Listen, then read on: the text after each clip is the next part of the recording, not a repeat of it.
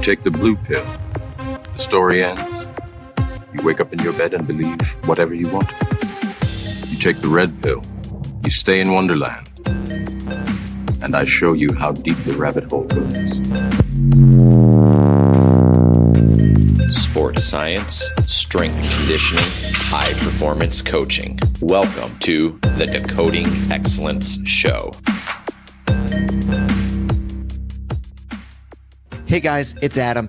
Today I'm going to forego having a show sponsor for the Decoding Excellence Show.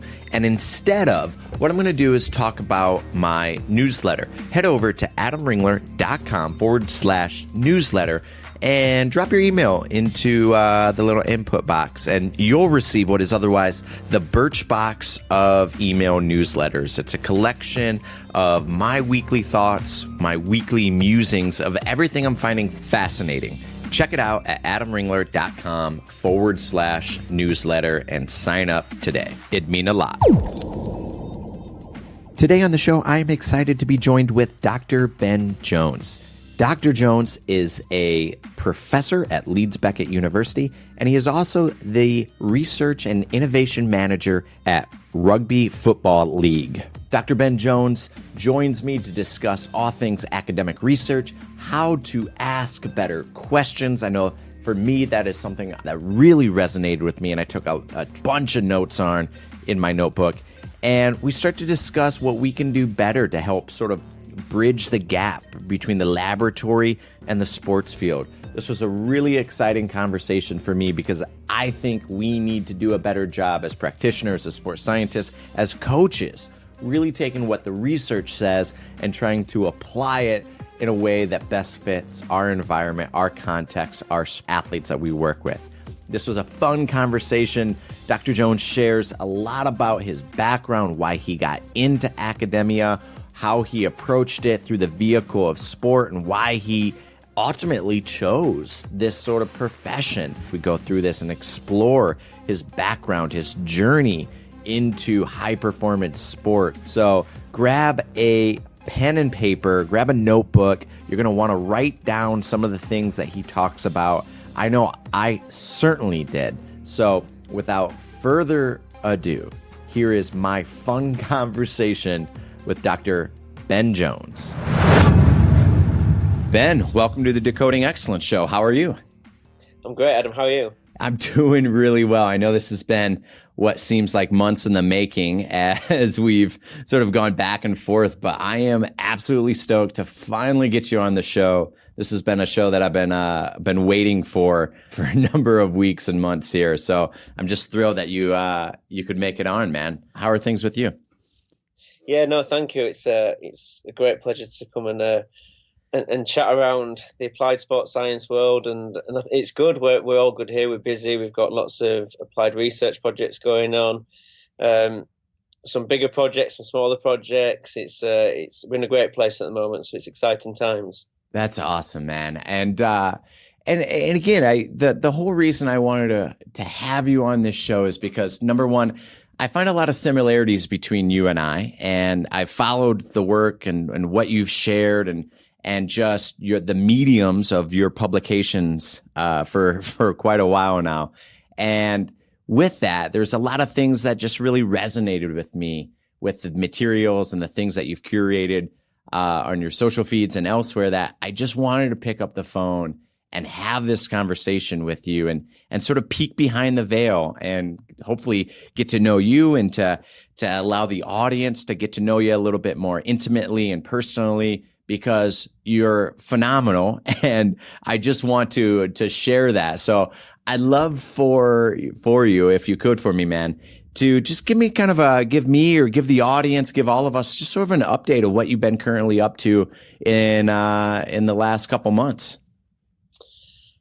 So in the last couple of months, I've actually been spent most of my time traveling. I've been actually in Cape Town for a week with colleagues out at the University of Cape Town, and then I was over presenting at the Australian Strength Conditioning Association in Australia, then over to the Springs Conference in New Zealand.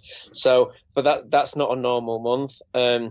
Before then, I spend my time at the moment balancing my current roles, which are within a university, a governing body, and a club, which are a great combination of roles to allow what I feel to actually make a genuine difference in applied sports science, because I think we need to move away from dichotomies, right and wrongs, and kind of real strong views of things.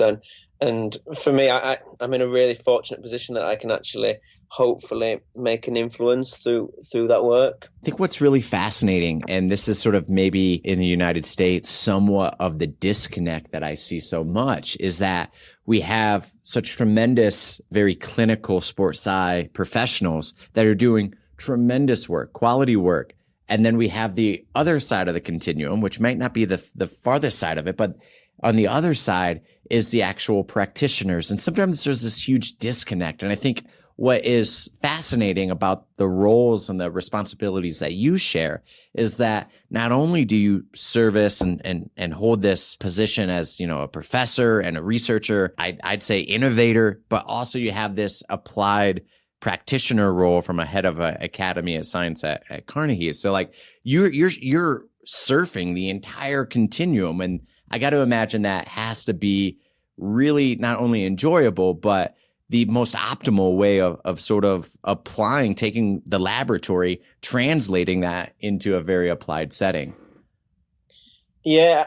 It's, for me, it was the only way I could truly understand all ends of the spectrum. And I think that for me, I get frustrated daily, and it's not around what people are doing wrong. It's the fact that what people aren't considering because they don't know. And it always goes back to whose lens are you looking at things from. And one of the reflections from my recent travels, where it's conference, when I was talking to, it was Brian Mann and Lauren Landau from your side of the water. Yeah. And they also shared the view, and it was both Brian and Lauren were talking about it. And it was trying to get away from this fact of it's not about who's most right. Yeah. And actually, you see this a lot, and you see people disagreeing on detail, and actually from a higher level, there's actually a real shared interest. And actually, if the journey and the mission are actually aligned correctly, we'd make so much more progress. And I think for me as well, when I sit in the middle of these, when I sit in different meetings with these different hats on, one of the big things that always rings bells to me is just because I'm right doesn't mean you're wrong. And when you look at the same problem from different perspectives, every single person in that room or outside of that room or in another organization can be 100% right. But everyone can be 100% right. And actually, it just depends on what lens you're looking at it through. And that's, for me, one of the real kind of interests I've got at the moment. And it's around how can we genuinely join the dots on what is, in effect, networks and organizations of people who work unbelievably hard and invest so much emotionally into it, everything into their job to make something work. Yet it just feels that our system at the moment, and if you say a system as a governing body, a club and an academic institution, they're so inefficient. If everybody just actually took a step back, breathed, slowed down, and actually went back to why are we doing all this, I think that it would be so much easier and more enjoyable. I think for me too in this, and there's a lot in that resonates with me, but I want to rewind the tape a little bit, because I, much like yourself, when you're sitting in these conversations and these meetings and you're hearing these different sort of disciplines talk so passionately about whether it's a particular problem or a different approach or a principle or a protocol, and they are right and everybody's right in the same room. Yeah. But rather than sort of viewing it from a specialist standpoint, I think there's a lot of strength into being almost that 30,000 foot view and appreciating all the different approaches that everybody's bringing to the table into the table. But I'd love to maybe understand a little bit greater, maybe where this idea or your philosophy or this concept comes from. And I think a lot of that comes from maybe the way that either we're raised or why we got into sport or why we found herself resonating in this direction? Because a guy as smart as you, as brilliant as you, could have probably applied to 100 different professional pursuits and found success in either of them. So I'd love to maybe ask you if you could set the genesis, or set the story or the scene for why you got into sports. I mean, what was the interest? What was the genesis behind your story? I went the traditional route from an undergraduate degree, and I did an undergraduate degree. So I was playing sport as a junior. I probably enjoyed it more than I was good at it, and then as I started to realize that, I started to enjoy the gym side of it, and going to the gym, and actually genuinely, when you realize that something has a genuine impact and makes a difference, you become passionate and you believe in it. And that was something around for me. And it's as simple as just going to the gym. Going to the gym made me stronger. It didn't make me much bigger, but it made me stronger, which therefore you kind of, you buy into that model, and then you buy into that belief. So that was my first driver to why I loved the theory of sport. So going to an undergraduate degree, my goal then was it was more personal training at the time. And during my undergraduate degree, I worked as a personal trainer. I had a small business with an end of one employee, which was me. And I started this at the end of my first year. And that was one of the points actually that started allowing me to kind of really apply what I'd learned in the classroom to clients. And that's, and this is real simple stuff in terms of how long you should exercise. Do I do cardio before I do weights with my clients? Yeah. And then I finished my degree, and I genuinely love personal training. I was working with some brilliant people, most had become friends. And then I got that feeling of, I'm 21, I've finished my degree, I'm full. I was working however many hours a week as personal trainer, and I couldn't fit any more clients in. And then that was when I actually thought, I'd like to go and apply this to sport. I'd like to go and see if I can make sport better. And probably at that point, I thought I was going to be more interested in the high performance, the 1%ers, the fine detail. So I went back to do my master's at university. And during my master's, I got involved with a professional club, was working with the professional club and working in the youth department. And again, probably going back to that feeling I got when I started going to the gym, was the fact that you can genuinely change a youth player's career. Because actually with, a 3, 4, 6 months training program, they look different. And the caveat to that is, they're going to get stronger whatever you do. But actually, there's a real nice. I felt a real reward from working with those. And again, I finished my masters, and the jobs that I wanted to get within professional sport, they all said you need 3 years experience. Yeah. So I felt frustrated at that time. I was working on a minimal part-time basis within this professional club. So for me, I was like, well, actually, if I'm going to invest 3 years in building a CV and profile to work in professional sport, I want to challenge myself academically. So then I did a PhD. And I think at that point then, I was really interested in applying coaching, working with people, and I would say almost the art of it, the things that you don't really know why they work, but they just do, and you enjoy it, the athlete enjoys it. Yeah. And then the flip of that was I'm not going to say at that point it was research, it wasn't, it was trying to increase my knowledge by reading and doing research to increase my knowledge to then try and then be better in the field. And I suppose probably, and it was probably at the second year of my PhD, was when you've done research and you start to understand the research process much better. I was getting pushed at that point, rightly so, for depth. And it was to go and find something that was deeper in terms of knowledge. But at that point there, I got this feeling that actually what I'm going to go and search for here isn't relevant for the real world. And I remember having this conversation with my supervisors who probably felt quite frustrated that I was trying to almost be, I'll use the word superficial in my approach, because there was too many other things that I felt that weren't understood enough that I needed to understand before going to this depth. Yeah. And, going through the PhD, right, so I went with the depths, finished my PhD, and I was still working at the club at the same time. I'd got a little bit more roles and responsibilities, but, it was still a hands on the ground coaching, an under-19 side. And I finished my PhD, and I went into the club, and the coaches, very interested in what I do when you wear a white coat, but not really understanding it. Asked me what I've been doing. So I said, I've finished my PhD. I've submitted my 100,000 word thesis. And they said to me, "What did you find?" And my findings were based on a PhD in fluid balance and sodium homeostasis in rugby players.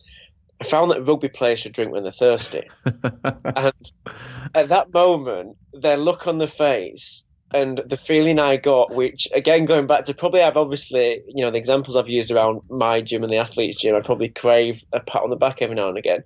The look that they gave me, I thought, I've just ruined the academic and practice bridge here. I'm not surprising that they actually look at academics and think, you do not answer any questions that are relevant for us. You just go and find out things that you think are interesting. And at that moment, then I remember coaching, thinking, I've got to be able to do something more helpful than that. And that was probably one of the real pennies that dropped. And I use that story a lot with people, and it's and I think it's nice now. Joey Eisenman's, I speak to him a lot, who's obviously over your way, and he's doing some fantastic work. And we always talk about, this real applied research, and these becoming more academics that are doing that in the real world. But I would still go back into a lot of universities and talk to people, and they're still trying to understand the why, the mechanisms, the depth. And actually, it doesn't change what people are doing. So that was probably my story to where I am now, which was actually I need to find a way in which I feel that I can genuinely contribute within policy, which is governing body, practice, which was in a club, and knowledge, which is in a university, how I can genuinely contribute here and have a balanced view of everybody's perspectives. And I think that's probably where I am now. Man, there's so much in there that I want to chew on and go down a couple different rabbit holes here. And the thing that you let off with is this sort of thirst for knowledge. And I'm just curious, was there any mentors? Was it family? Was it people that was very influential around your sort of upbringing or adolescence or in university? I mean, where do you think that thirst for knowledge, that sort of seeking of wisdom, or that drive for research, for that sort of academia and knowledge comes from? Yeah, I think that's a really interesting question. Genuinely, no one's ever asked me anything that I think on reflection. So I come from a family where, my dad was very successful. He was in finance. He was ended up being a chairman of a company. And we're not talking super, super rich, but you're talking about very well, you comfortable. We had nice holidays, an older brother and a younger sister, and obviously and a mum as well. And I suppose that one of the things that I was really passionate about was whatever I chose to do, I wanted to be good at it. Now, my mum was really, and her dad, who supported me a lot in the sport, they were really, really supportive of do whatever you want as long as it makes you happy. Where my dad was probably a little bit more hard-nosed on, don't waste your time doing anything that's not going to go anywhere. And I think those blend of those messages probably created a little bit of stubbornness in the fact that, being honest, I don't think my dad wanted me to go and do sport science at university, because it didn't make sense to someone like that who was doing a profession, where I was encouraged to go and do something I was interested in, probably by my mum. So actually, I think that blend of whether it's a thirst for knowledge or whether it's a determination to whatever I wanted, whatever I'm going to do, I want to be good at it. And I think that those two things, the trying to be good at it, but also loving what you do, I think naturally probably the knowledge comes after. I don't think at any point I deliberately set out to become for the knowledge, because I actually, if I'm completely honest, if you spoke to anyone who knew me prior to my PhD, they wouldn't have described me as an academic person. I was very practical. I was very hands-on. It's probably very annoying at times in the classroom, but actually, I think that I did have this belief and this drive that I wanted to be good at it. And actually, there was moments when I finished my my masters, and I remember reflecting on this. I had a choice to make when you finish a masters what career I wanted to do, whether that was sports performance or clinical. And I remember something, and I actually applied for some clinical jobs. And I remember actually turning them down, thinking that if I go into a clinical job, I'll never be as good as an MD, a medical doctor. Yeah. But actually, if I go into a performance job, I have as much ambition, to be actually really good at what I do by working hard. So I suppose those are some of the beliefs that I've applied. And actually, that's, this is the first time I've spoken through these, but they potentially make sense to why I'm doing what I'm doing now. In episodes past, I think I shared a similar story where, my father was and still is a small business owner and was in government. And I remember a very critical turning point where in university for myself, it was, I went down sort of this business administration, economics, personal finance pathway, if you will, the first 2 years sort of squandering because that was what I thought would make him happy, right? Like, or what would please him, or what was the acceptable, choice. And then, but really my passion was sport and athletics. And I remember a very sort of turning conversation at the kitchen table where, almost like I got not spoken permission, but like relieved of any sort of pressure that I might feel of following a particular career pathway. And that was sort of the turning point for me to be heads on, full effort towards what is otherwise my passion, what I feel like my calling is. And you spoke so much about this time of going through and you mentioned a couple of different advisors and your PhD, but was there anybody particularly influential, mentors, advisors at that particular time that you could look back and sort of retrospection and say maybe led you down a pathway that essentially delivered you to the sort of the I say success, to the success that you have today? Yeah, I think that one of the most influential people in my whole career has been my colleague and who I work with a lot now, which is Dr. Kevin Till. So my supervisors were Professor Roderick King and Professor John O'Hara, and both are very, very good academics. And I think that one thing that during my PhD, and when you talk a lot about talk to academics during those early kind of research career, you see elements in different people that they're probably their best bits that you're like, I want to steal that part. I don't want everything. I just want that part. Yeah. And that's in terms of the depth of knowledge, in terms of how somebody writes, in terms of how somebody interprets data. And then coming to the end of my PhD, Dr. Kevin Till had finished his 2 or 3 years earlier, and Kevin was outstanding at turning an idea into a study and something on paper. He could go from we would chat over coffee, and you'd ask a question, and he'd be like, "Let's do a study on it. Have you got some data?" And by the end of the week, you would have a draft manuscript. And Kevin's phenomenal, and he's like that now. So I think that Kevin help inspired me to actually make things happen that way. And And I think, again, probably, when you speak to different academics, different people, and you can start then identifying what their strengths are, and hopefully blending yourself on those key things.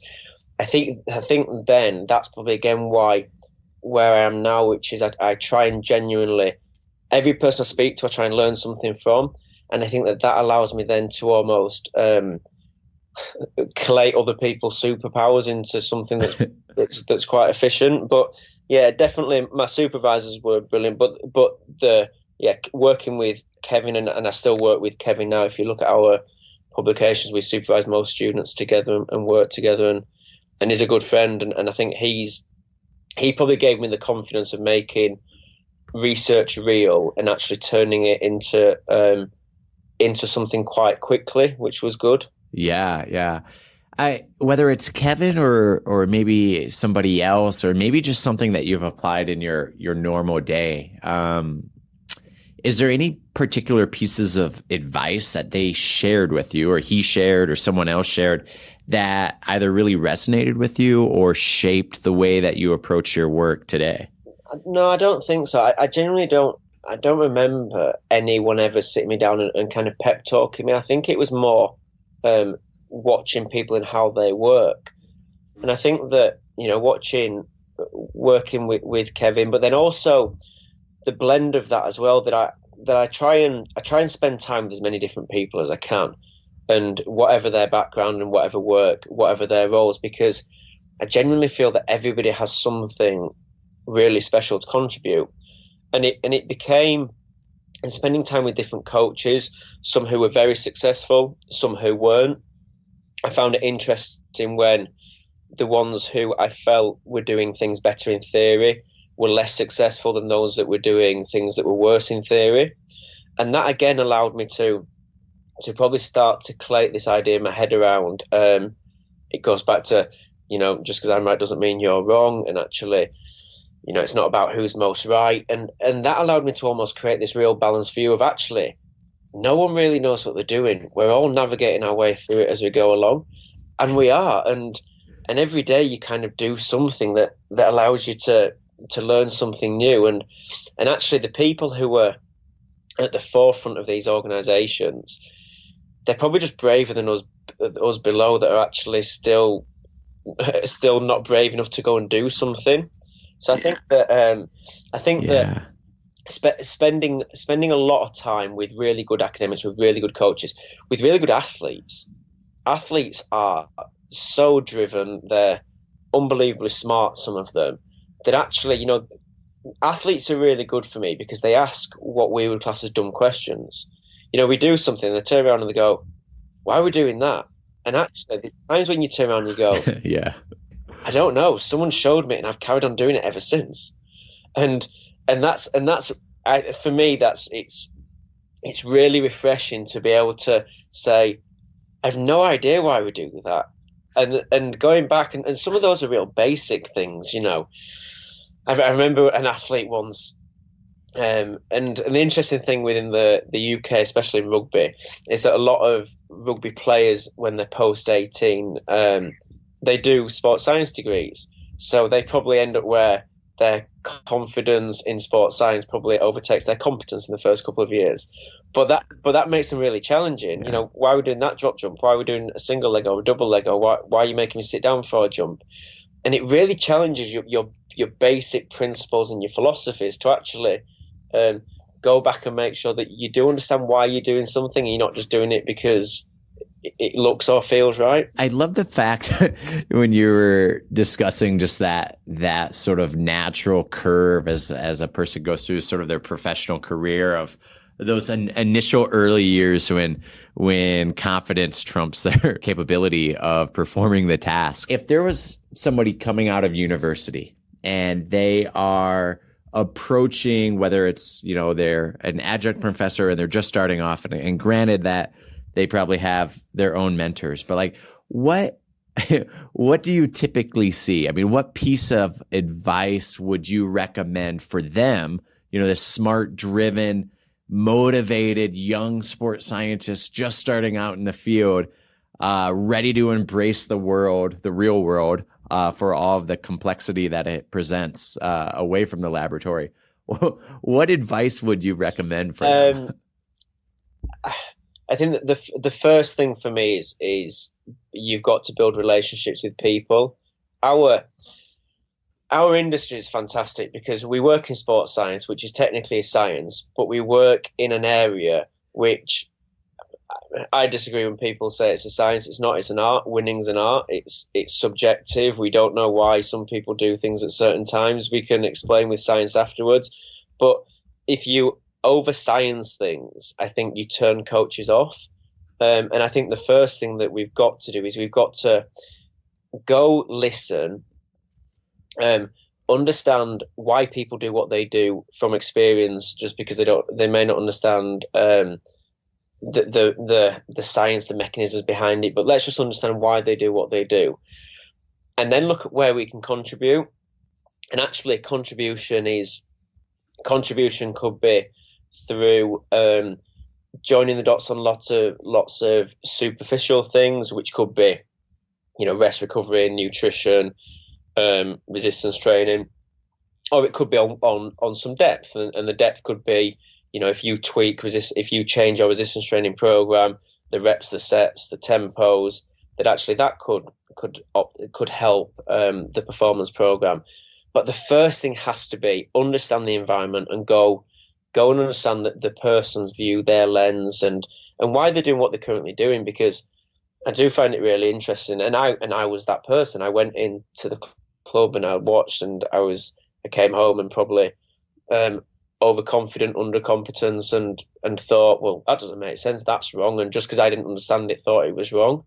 And actually, some of those things have changed, and they probably weren't right. They weren't wrong, but they probably weren't, they weren't optimal. But actually, I think we've just got to understand other people's views and lens first. And I know you've said this on a number of other sort of publications and podcasts, but just discussing sort of the complexity of research as it relates to sport performance and this the athletic world that we live in. And I'd love to ask, I suppose, I mean, is it a challenge? Is it a problem that we, our industry researchers, whatever, are trying to ask questions that aren't necessarily pertinent or relevant to the sport and the context of sport?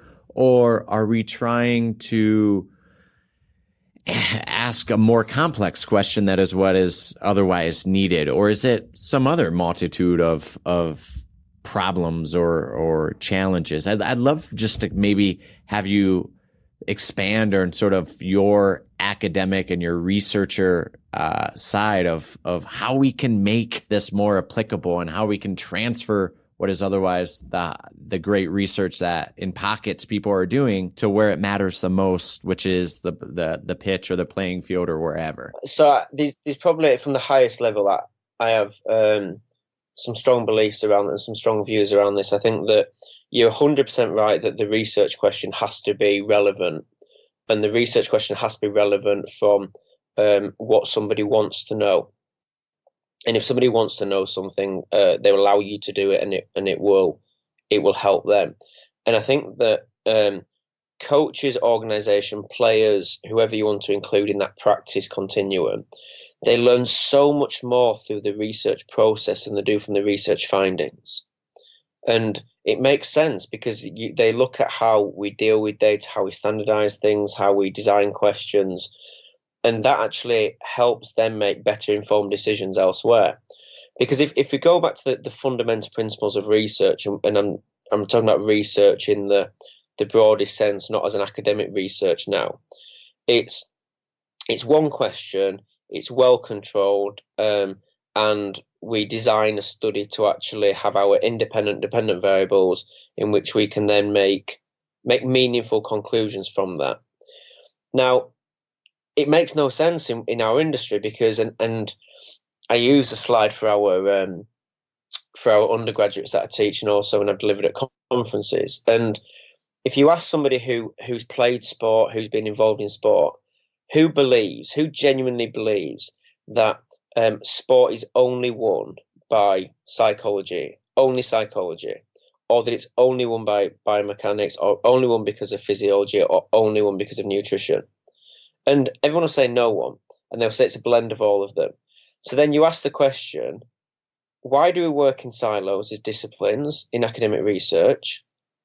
Why do we only publish in the majority of research published in unidiscipline journals?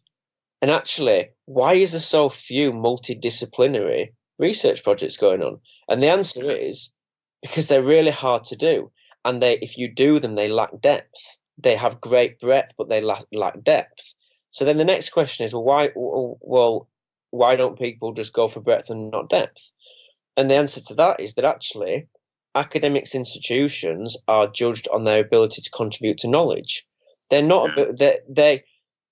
It's looking now like they are judged on their ability to make things happen and make things and have impact.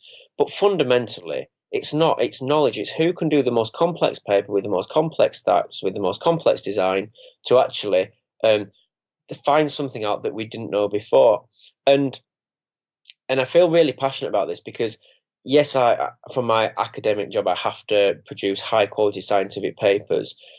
But I'm really honest around that my highest academic scientific papers are the least useful for people who I want to use them. And they are, like, you can read them and people won't understand them because they don't make sense in the real world. And it's not unique to sports science. It's, I remember our old associate dean, who's a prolific researcher in her area, and she did her PhD, let's say 20 years ago, and it was on female participation rates in PE and how females during school, stop doing PE because of various reasons. They still do. They still don't. They still drop out of PE. So if they knew that 20 years ago, why have they spent so much time, and the same in our industry, telling us all the reasons why, not actually trying to make them do PE? And it's the same with obesity, with injury. We know fundamentally around energy balance. We know so much around metabolism, yet we don't know how to implement it. And it goes from efficacy, we understand the theory, to effectiveness. We're really poor at making change. It seems like even at the university level, while within athletic departments, and I speak of somewhat of the American system, that while we are gung-ho to try to combat the sort of silo effect and really bring in a multidisciplinary approach, it seems like still the higher ups, provosts, deans, really put a high value on, obviously, the complexity and the depth of knowledge from a publication standpoint, from a contribution of knowledge standpoint. So it's this tail wags the dog of chasing complexity, which never applies, chasing maybe an applied, more general approach that could apply, but is of sort of little value, i.e. value with air quotations around it, to the university. But even either or, both papers are still stuck behind academic paywalls that the U16 coach at academy can't access unless they have the funding to be able to do it. So whether it's complexity or general, there's still limitations, there's still challenges from getting this in the hands of the right people to make a real significant impact. And I'd love to just kind of turn that around to you. I mean, if you could wave a wand over any sort of system, I mean, what would be, and this is a daunting question, but what would be your steps to try to limit this and maybe get the right information in the right hands? Yeah, 100%. So I'm gonna so the best analogy I've ever heard anyone present, and it's Professor Eben van Hagen, who does some fantastic work in injury from Amsterdam. He presents the model of an old-fashioned car 50 years ago and a modern day car now, an F1 car, and talks about that's efficacy. That's making something better. It's making something faster, more powerful. And then the next slide he brings up is a picture of a bumpy, muddy road. And actually, the bumpy, muddy road, the old car would have been faster than the F1 car. Because then actually the bumpy, muddy road is our, in my opinion, it's our world, it's our environment at the moment. And you're 100% right. The model of let's get academics to do academic research, publish them in academic journals that only other academics read, and then try and claim impact from it doesn't make sense. So my solution or my thoughts on this are that we need to go back to, I think we need to rethink the system. And I think that one thing that's, for me, really interesting is the best academics aren't the best disseminators. They're brilliant at science, but they're not great talking to coaches. And equally, some of the best coaches aren't the most patient and don't listen to scientists talk to them in words they don't understand. So let's let scientists be scientists, and let's let coaches be coaches. And let's co-fund and join to point research practitioners, research translators who can actually genuinely make it all come to life. And I'm not talking about the person that you invite in on a Thursday afternoon when all your coaches are finished and presents to you some means and standard deviations. I'm talking about the person that's embedded in your club half the time, and actually, as you're going to make your coffee in the morning, says, "Hey Adam, I read this study the other day that I think that it shows that if we do X and Y, we can improve recovery. Do you think that's relevant?" And then actually that creates this dialogue of, yeah, actually that sounds pretty cool. What exactly was it? They go back and they understand more. And I think in sports science and strength and conditioning, we need to start doing what's right, not just what we can do. And actually, but by understanding, what the challenges are. So going back to that conversation of, hey Adam, I found this. And you could turn around and say, yeah, that makes sense. But actually, our players aren't contracted at that age. So we don't have control of their playing programs. Okay, well, I wonder whether that would work in something else.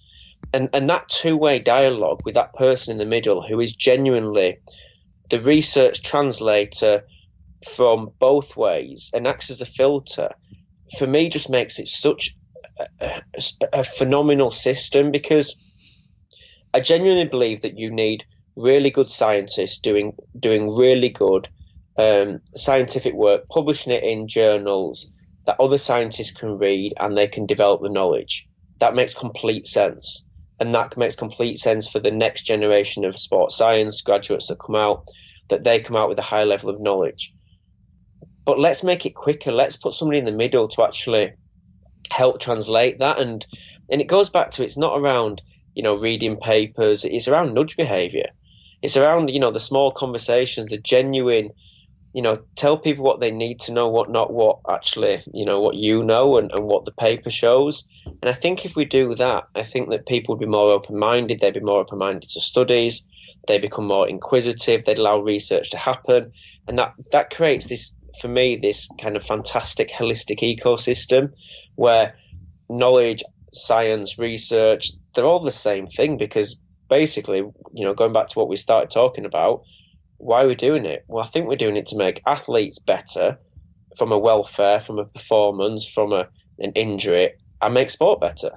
Well, who doesn't want to do that? Everybody does. I guess maybe my next question or thought as we kind of go down this hole a little bit is that you obviously have, this experience as a senior lecturer and being in sort of the classroom and mentoring. As I've asked you many questions about your mentors, but you serve as a very active role in mentoring many, many others. And I guess I'd love to maybe ask you the next question of being, what type of advice that you think resonates, or maybe in the echo chambers of Twitter or elsewhere, do you hear that's being retold or retweeted or whatever that you think that maybe the next generation of people should avoid, actually? Great question. I don't know. Do you? I don't know. I think, and I've always tried this thought experiment of juxtaposing these questions, turning them around and answering them. But in the last 10 years or so, it seems like there was a very big push to be specialized in very disciplines. And I think then you started to see, at least in America, you started to see more universities hiring people that had both a depth of knowledge, but also a very wide breadth of different disciplines, because we're sort of, I think, recognizing the fact that it takes a village to raise an athlete at this point, and that the more you can cross multidisciplinary approaches and use evidence to lead what you're doing from a training perspective and be able to speak coach and that vernacular and that language, and to be able to talk with academic researchers and talk with physicians from a return to play or return to competition models, that the more that you can both share this sort of yin yang teeter totter of depth and breadth, the more that you're going to be prepared. And I just think that we, or maybe the system here in America, because of the stringent sort of experience necessary because of a surplus of a labor force and people wanting to get into athletics, that a lot of people continue to specialize,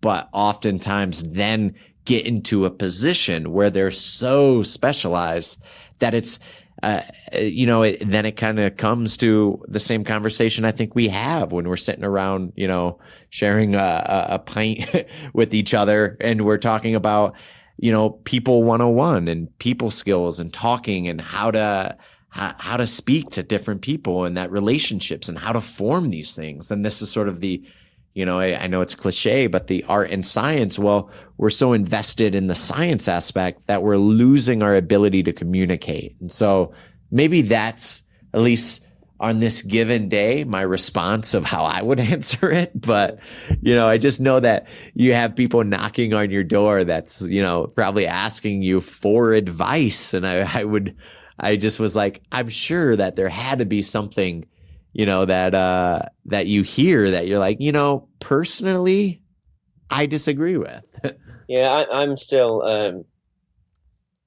I'm in a really fortunate position that I'm now in some roles where I have an influence, but I'm genuinely, like, I feel such a novice 99% of the time, and I'm still figuring it out. And each day I come home and I think I've figured something out, and the next day I don't. So my advice does vary day to day.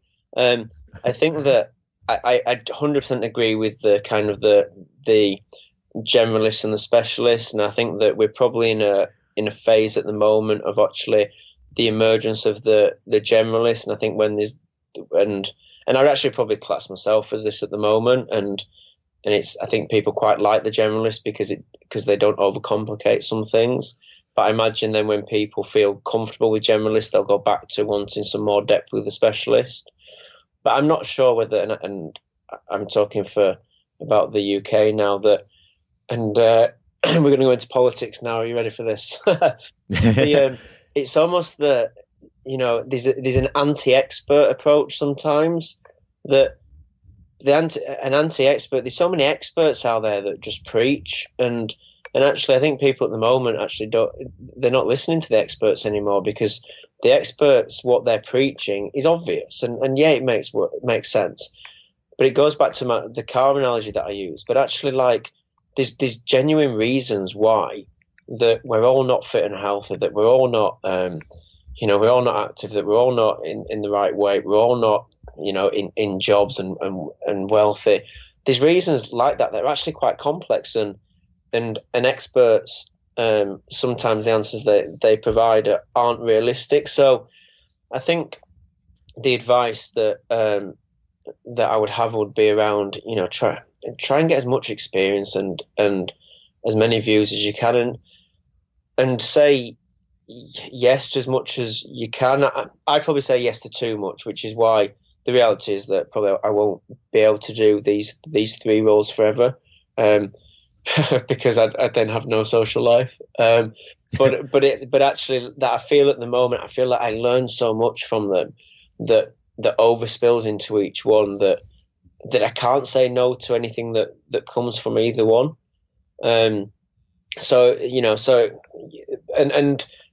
and opportunities create further opportunities. And, this is an example. When you gave me that answer, I 100% agree that I learned something there that I didn't know before. And that, that's an opportunity that came from you inviting me to be on the podcast. So,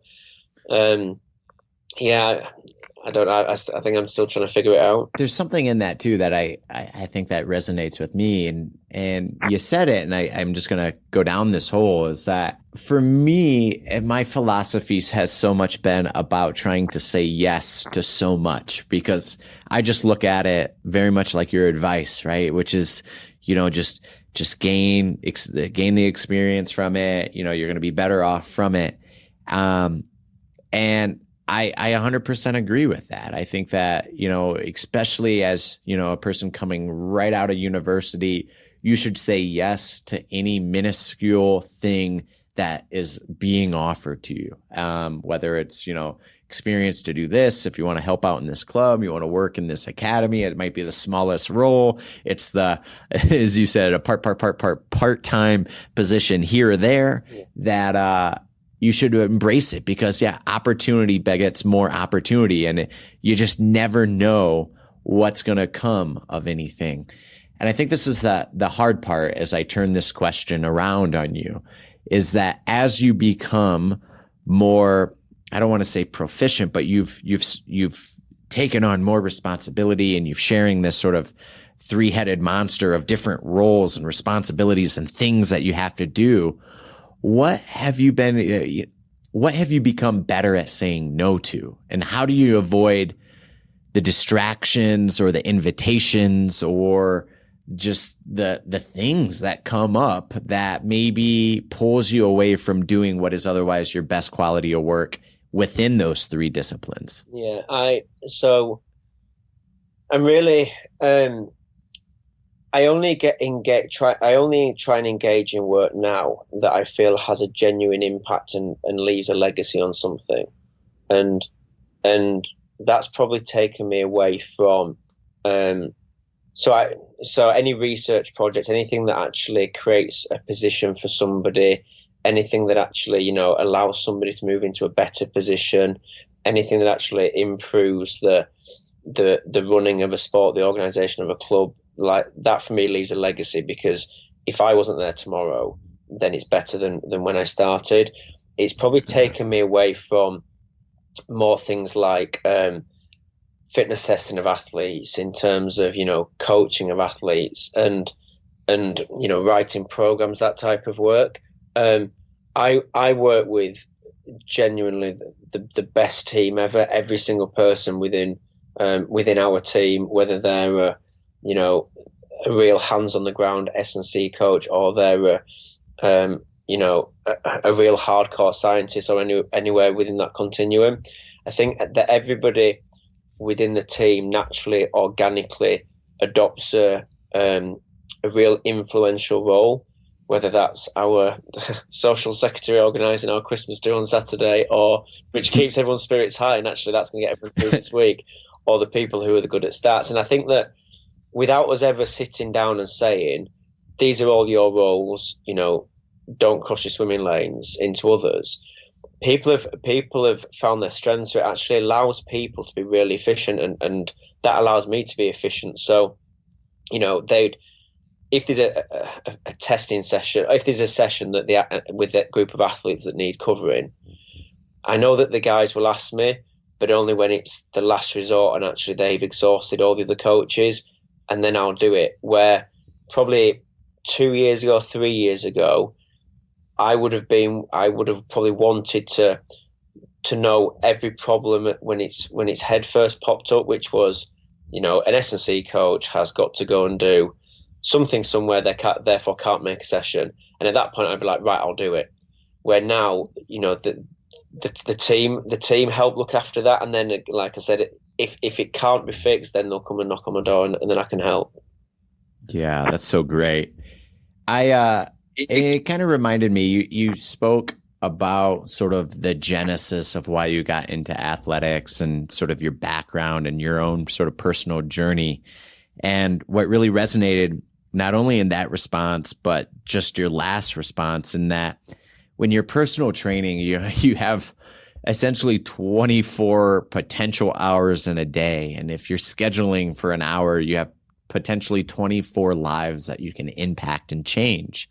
But the challenge with that is scalability, right? And I had a mentor of mine that, really sort of expounded on me that, like to truly, I don't know, I don't want to say be effective, because those 24 lives would obviously be effective, but to spread or to scale perhaps your effectiveness to a larger demographic is for him in a very sort of coach environment. He's like, I'm a coach of coaches. I want to coach you guys to coach even better so you guys can spread your ability. And I just think that's phenomenal. And, when you just shared what you shared, it's, taking a very strategic approach to affect potentially policy that can then affect hundreds, if not more, people rather than the potentially the one-on-one. Yeah. And I think that's a tremendous and very efficient way of utilizing your knowledge and your wisdom and your experience and being able to scale that across an entire academy, or through your research and your publications to scale it across an entire industry and exponentially allow you to affect, countries and states and their, for much more. But you spoke about, obviously this being a very sort of atypical time in your annual year with traveling and all the various different sort of pulls that you have. And, I know that having just gotten off a plane and feeling sort of overwhelmed with the preparation of getting things together and getting prepared for this next sort of week and scheduling and just logistics, that, I beg to ask you, do you ever feel overwhelmed or unfocused balancing or, sort of juggling these various roles? And if so, what do you do? And what's your sort of personal way, the guy behind what the world knows of? How do you handle this, and how do you regain your focus so that you can do your best work? Yeah, I don't, I think that the way that, so trying to blend the three, so, a job at a university as a professor, which is leading research and trying to drive that, versus, a support role, which is a research innovation manager in a governing body, versus, what is probably in effect now a manager within a professional club. There's such a range of tasks that I need to do. And the first thing I'd go back to is say that I genuinely have the best jobs in the world, and the blend of them are amazing. So I genuinely love what I do. But I think that these times when I do feel pretty jaded and exhausted, but actually, that's a time. But then at the same time, one of my PhD students may send me through a paper to review, and actually, it's on something that I'm really interested in, that I want to read and I want to learn about, and actually by reviewing that for them and obviously contributing that way, I feel like I've learned something, which at that moment in time kind of inspires me to do work. Whereas, we all know the admin, the paperwork, the things that we all need to do that we put off. They're the things that I leave until I do feel probably more motivated to get those out of the way. So I think what I've done, what I'm good at now, is understanding the task that needs to be done and when I can best do it. So, for example, I travel quite a bit at the moment. If I've got a plane or a train on at the end of the week, I won't read anything until the end of the week. And actually, I've got my reading list, and when I'm on that plane or on that train, I look forward to actually that quiet time where I can read and get rid of that part of my to-do list. Where some of the other parts of the week, when it may be some more editing documents, some planning, some meeting people, which naturally we spend a lot of time doing. So I think that the short answer to your question is, I always find something that I can do at that moment to make sure I'm always doing something productive. The long answer is or the probably the most honest answer is, and I'm still learning. And I'm still learning around when I sit in my office for 3 hours and I realise I've done no work, and it's late at night, and actually I should have just gone home. So I'm still navigating that as well. Yeah, I think same with me. As I'm dealing with sort of a different role, is really sort of best understanding how to get my stride within the given week, and when I can sort of periodize the type of work that I want to do in sort of the microcycle of my week to week, and where best to fit my reading, or where best to fit my deep work in within the week and within the coaching that's required of it. And I take you as obviously from what you shared and what your background and this sort of deep thirst for knowledge, that you come across as a very proficient and deep reader. And I'd just be curious, outside of the various papers, the academic sort of responsibilities of having to read and edit and do you read for leisure? And if you do, what may be some of your past favorite books, or books that you've gifted or really resonate with you today? What are some of those favorites, and what are you currently reading? The answer it should be yes, but the answer is actually no. I don't do enough of that work, and it goes back to my legacy comment around earlier, around doing something for a legacy. And I feel that if I'm doing that, I'm not actually. I know that long term it should be making things better, but I prefer to be.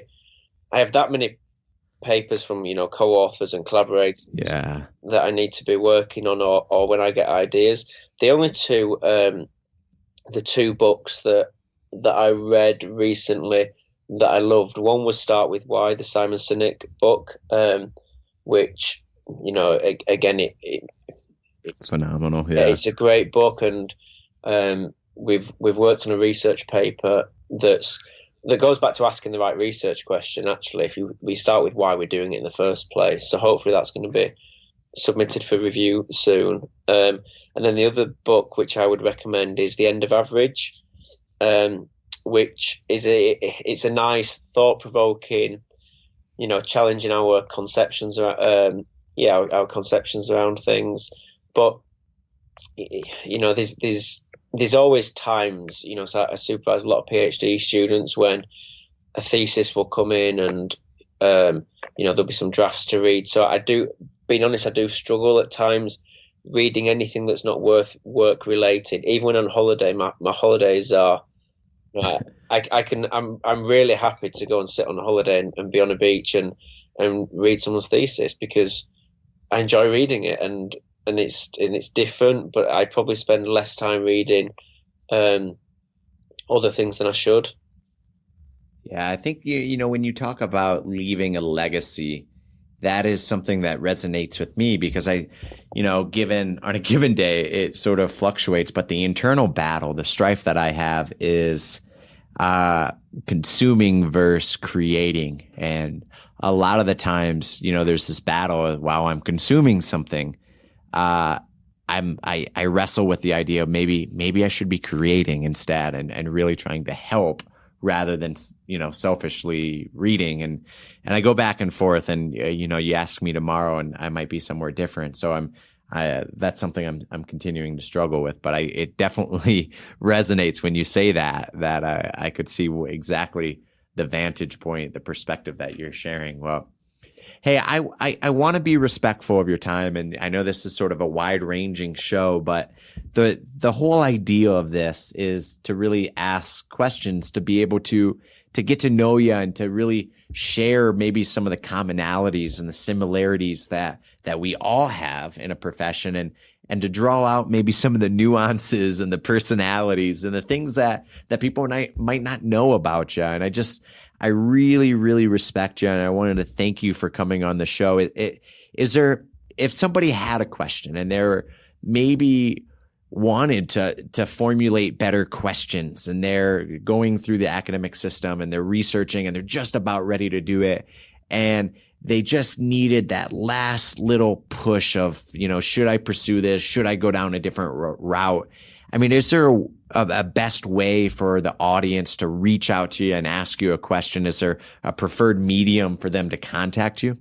Yeah, my preferred probably first go-to is probably through Twitter, which is at 23benjones. And then usually if it's requires more time or thought, I usually just give out my number, my Skype or my email, then we can follow it up further. But I would say as a first port of call, I would recommend Twitter.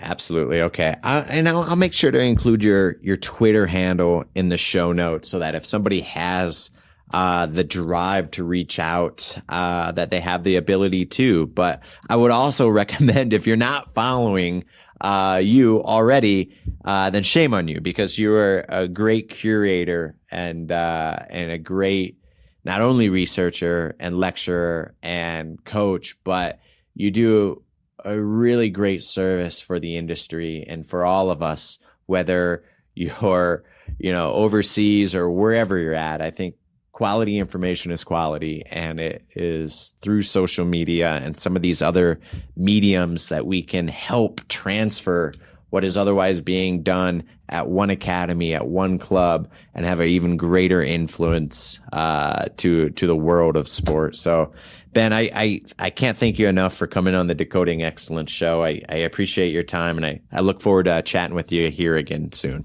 Thanks, Adam, and thank you for the invite. It's been great, and I've probably learned more than you on when actually answering the questions. Hey, I appreciate it. I look forward to next time. Thank you. Well, thank you.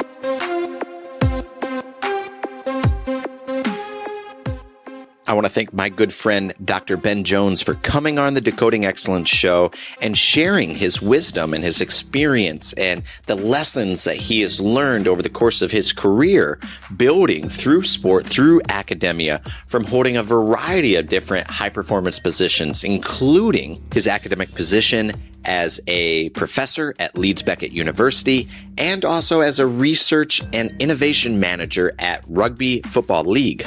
I took a lot away from this fun conversation with Ben, just from his process as he goes through the research cycle and how he formulates better questions and really sorts to try to dive deeper into finding what sort of questions actually hold some relevancy and how we can best apply what is otherwise the laboratory to the context of the playing pitch or competitive arena. Ben goes ahead to share some of the best pieces of advice that he received from some of the mentors through his not only athletic career, but through his academic journey. And this was just a fun, wide-ranging conversation. So if you've taken anything away from this discussion with Dr. Jones and I would highly advise you, please log on to iTunes and navigate over to the Decoding Excellence Show and leave us a 5-star review. This is our way of just simply moving through the ecosystem that is the Apple iTunes charts, and it allows for other practitioners, coaches, and sports scientists and researchers to find the show. And the more that people can find the show and listen to incredible guests like Dr. Jones and some of the many, many, many others that we've had on the show already, the more that we can share this information and share the wisdom and share the lessons that all of these great practitioners and researchers have shared. So please log on to iTunes, check us out, and leave us a 5-star review. That would certainly help us and would help, again, spread the information to other coaches that haven't yet found this show. Hey everybody, I wanted to remind you that today I'm sending out my weekly newsletter. And what this newsletter consists of is just a couple sentences, a few paragraphs that is describing some of my favorite things, some of the things I've been finding interesting online. It could be research, it could be things I'm exploring, books I'm reading, things I'm listening to. I think you're going to get a lot of value out of it. It won't spam your inbox. It comes out once a week. And it's a great way to stay connected into the world of what I'm thinking and what I'm exploring. So head over to adamringler.com, pop in your email, and you'll begin receiving the weekly newsletter immediately. And if you haven't already, please pop over to facebook.com, start to follow Adam Ringler, where you'll receive any of the updates and the latest podcast and Decoding Excellence Show materials online. So check it out at facebook.com/Adam Ringler.